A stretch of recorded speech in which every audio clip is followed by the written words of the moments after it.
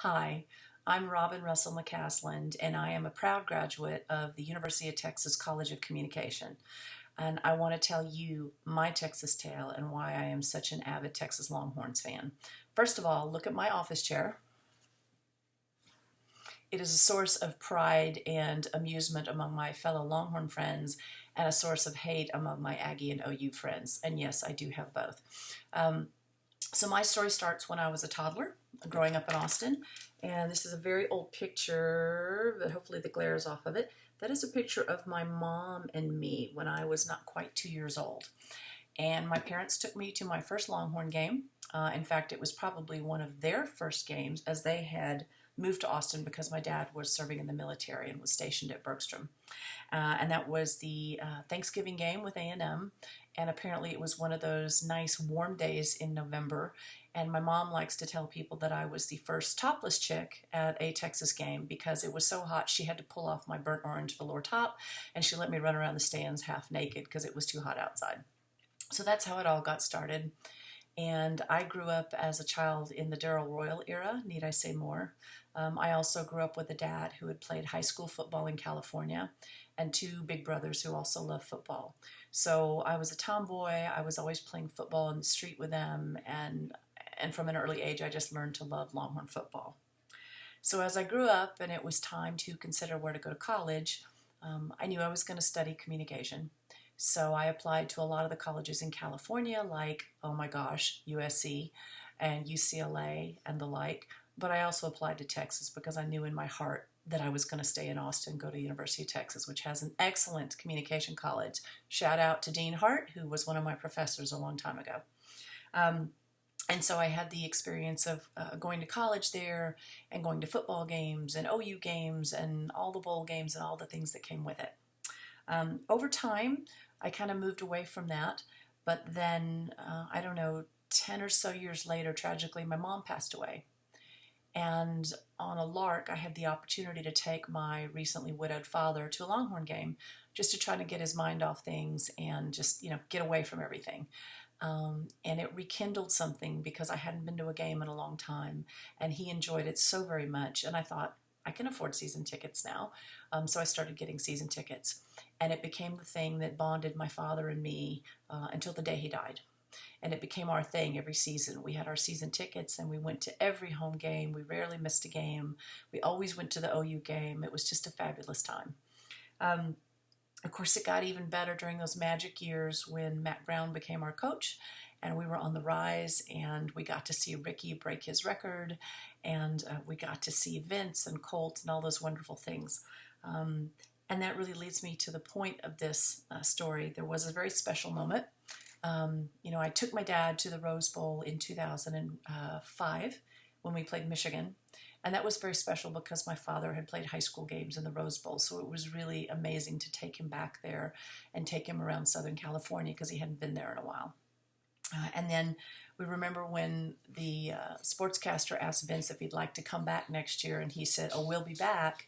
And sure enough, we were back. And I remember turning to my father and saying, "Can you imagine if we'd come back? I can't even imagine playing for the national championship. It's been so long." But we did.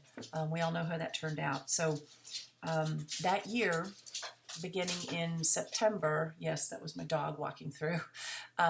In September, I booked hotel rooms in Santa Monica. And by October, after we beat OU, I booked our airfare because I believed we were going to go. And then I bought 2 tickets on eBay before we were sure we were going to go because I figured I could sell them. And then when we found out we were going, I got 2 more tickets in the lottery. Seriously, guys? Anyway, since we had 4 tickets, I invited my brother and my nephew to go.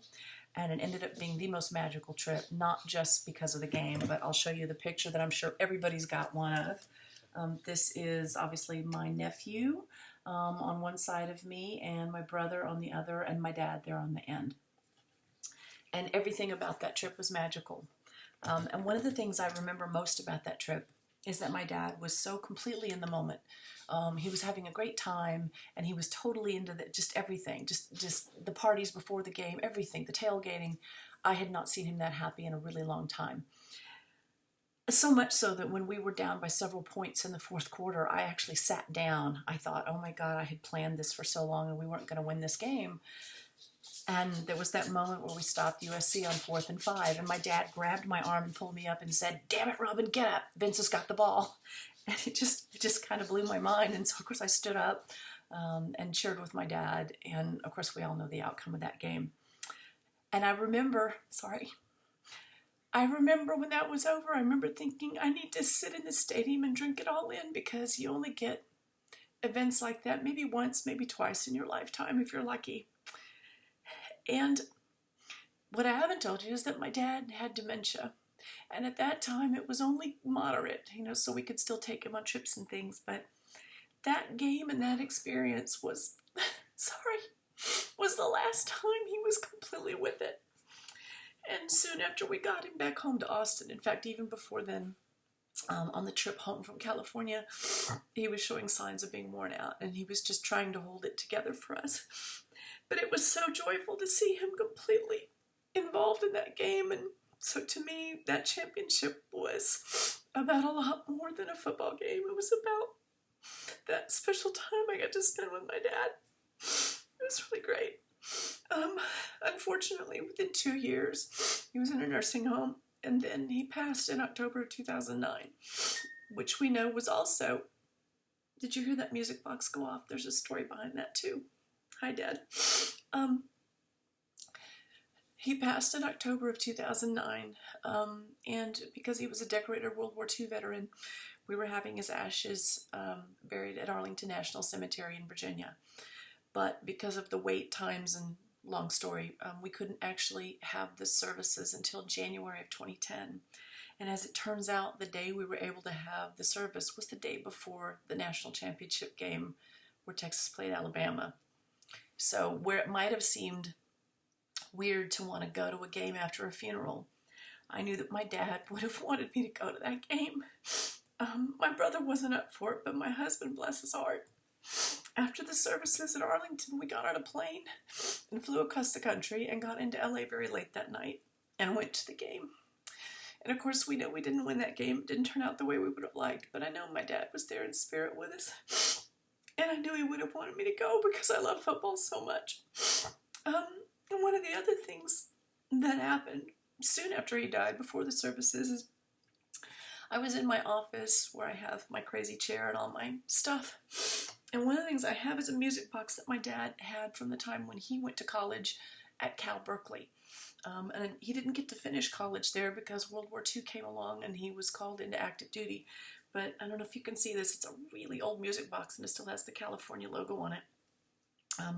It doesn't play very well, but it does still play. And I leave it on the shelf next to my Texas memorabilia. And a few weeks after he died, I was here in my home office and I was cleaning things up. And I walked out of the office for a moment and came back, and the music box started playing. And I walked out again, and every time I walked back in, like 3 times in a row, it just played a little bit of the California song. And I wanted to believe that that was my dad saying hi and letting me know that everything was okay. And it was a Saturday, as it turns out. Texas, I forget who we were playing. It was an away game, and I had the game on TV. And it was a beautiful fall day, and it just all made sense. So... oh, it just played again. That's so weird. Anyway, I have my dad's Cal ball cap. I can't find it right now. But when we play Cal this September, I will be there in the stadium with my brother. And I'll be wearing burnt orange. But I'm also going to be wearing that Cal ball cap from my dad. So he knows I'm thinking about him. And as much as I like Cal too, I hope we beat the hell out of him.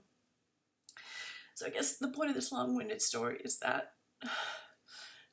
the Texas spirit and the things that go along with being a Longhorn fan are really amazing and awesome, but I'm so grateful for this 10, 11-year, whatever it was, period I had with my father, because I got to know him as a man, not just my dad. And we had so many shared wonderful experiences over Longhorn football. Win, lose, whatever, it was always fantastic. And those 2 particular Rose Bowls in California where he grew up really cemented everything for me. And I was so grateful for that. And I was so proud of Matt Brown for winning a championship with class and grace, the way that he coached and the way that he led the team and the way that he represented the university.